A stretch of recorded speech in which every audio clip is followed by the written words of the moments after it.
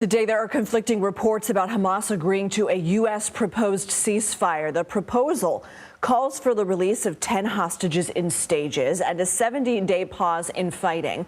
The previous 2-month ceasefire ended in March when Israel renewed its offensive in Gaza.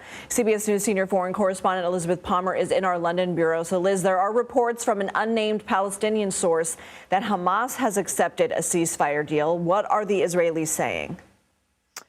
Well, as you outlined it, the deal simply is to, this apparent proposal or offer is to release 10 living hostages in exchange for a 70-day truce in Gaza, during which time presumably all the parties would work toward a lasting peace, or at least a non-military settlement.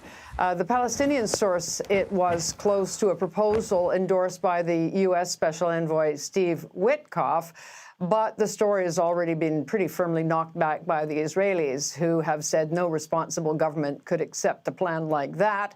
And they deny that Witkoff proposed anything of the sort. We haven't heard from the man himself.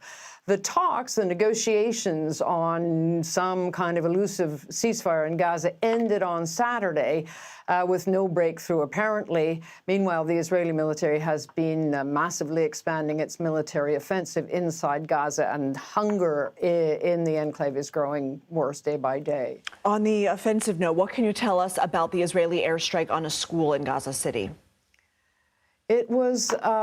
It came overnight on a large school in Gaza City, the Fahmy al-Jargawi school, but it wasn't actually being used for classes. It was full of families who were living there because their houses have been destroyed. At least 35 people are reported to have been killed, including women and children, of course, who were fast asleep in those classrooms when the strike happened. In this video, very poignant, you can see a 5-year-old girl. Her name is Ward Al-Khalil, and she was looking for her. She actually was in the building when her mother and several siblings were killed. Many more people have been injured. We don't really know how many, and many of them severely burned, of course. You can see the buildings were on fire for a long time after the strike.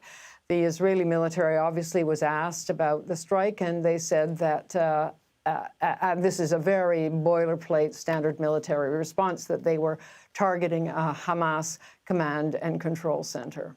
All right, Elizabeth Palmer, thank you.